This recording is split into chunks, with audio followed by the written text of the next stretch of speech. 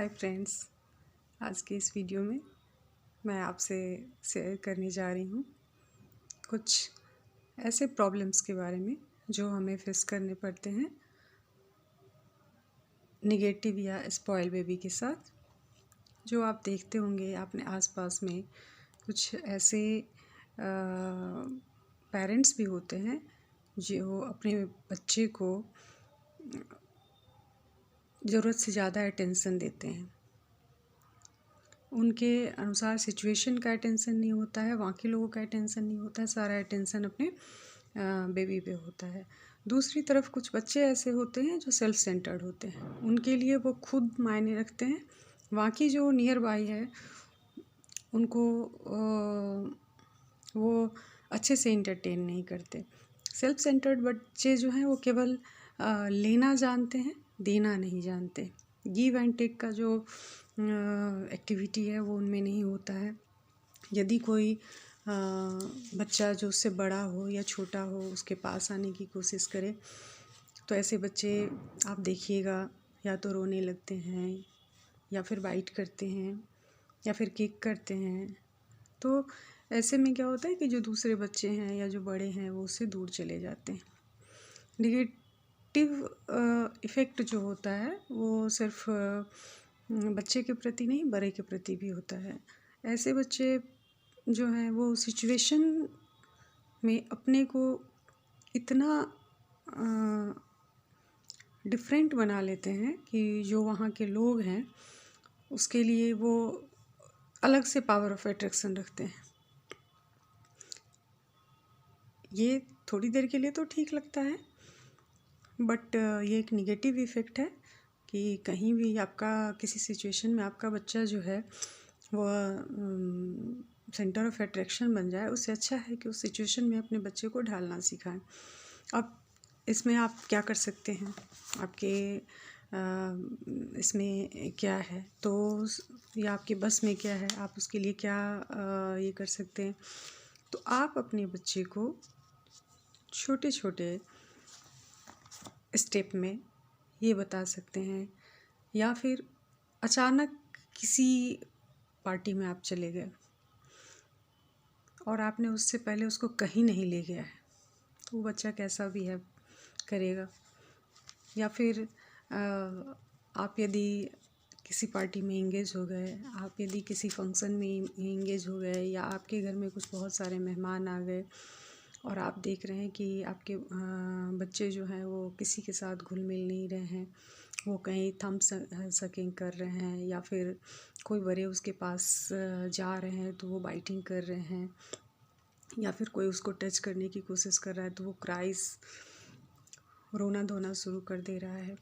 तो सबसे पहले हमें अपने बच्चे को एडजस्ट कराना होगा। उसे छोटे छोटे पार्टी में ले जाइए, शॉपिंग में ले जाइए, उसे आप पार्क में ले जा सकते हैं जहाँ बहुत सारे बच्चे खेलते हैं। यदि आपके घर में सिंगल चाइल्ड है तो जब आप आउटसाइड ले जाते हैं तो आपको कुछ बच्चों की कंपनी मिल जाती है जिससे बच्चा बच्चों के साथ खेलना सीखता है। और आप अपने बच्चे को किसी जगह पे जाके कुछ टॉयज़ बांटने के लिए कह सकते हैं या फिर कुछ चॉकलेट बांटने के लिए कह सकते हैं।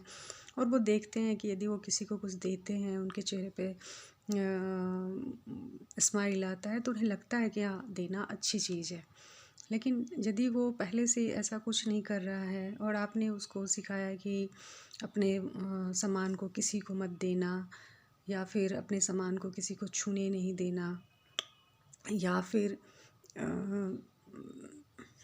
अन्य चीज़ें, तो आप जब बच्चे थोड़े से इसमें आ जाए तो आप उन्हें ये ज़रूर बता सकते हैं कि कोई तुम्हें कुछ दे तो उस वस्तु को लेने से पहले हमसे पूछ लेना। आप उसे ये कह सकते हैं कि यदि कोई तुम्हें खाने की वस्तु दे तो मुझसे पूछे बिना मत खाना, लेकिन देने की प्रवृत्ति से मत रोकिए, क्योंकि आपका बच्चा अभी छोटा है। यदि आपने उसको देने की प्रवृत्ति से रोक दिया तो फिर लाइफ में यह जो गिव एंड टेक का कंसेप्ट है वो उसके लिए प्रॉब्लम हो जाएगा। वो न दे पाएगा और ना किसी से कुछ ले पाएगा। तो अपने बच्चे को स्पॉइल होने से बचाइए। उसमें कुछ जो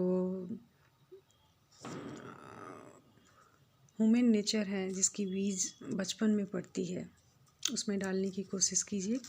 उसको किसी का सपोर्ट करना, किसी का हेल्प करना, जैसे कोई बच्चे गिर गए उसको कैसे उठाना है आप उसको बता सकते हैं।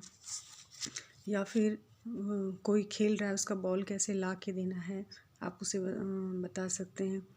वो सिर्फ उसी के लिए ज़रूरी नहीं है, आपके लिए भी ज़रूरी है, क्योंकि आप जो बाद में ये सोचेंगे कि आपका बच्चा ये चीज़ नहीं कर रहा है, निष्क्रिय हो गया है, या फिर निगेटिव थॉट देता है, या फिर निगेटिव इफ़ेक्ट है उसके ऊपर, या फिर वो निगेटिविज़्म की ओर है, तो सर कृपया अपने बच्चे को बचाएं, स्पॉइल होने से बचाएं। बहुत कीमती है, क्योंकि आज के समय में जिसके पास एक वेल बिहेवियर वाला बच्चा है वह काफ़ी गिफ्टेड बच्चा है, और आपके लिए भी वो गिफ्ट है, सोसाइटी के लिए भी वो गिफ्ट है। और आने वाले समय में ऐसे बच्चे ही चल कर के दूसरे के लिए सपोर्टिव बनते हैं, और अल्टीमेटली एक अच्छे नेशन का, एक अच्छे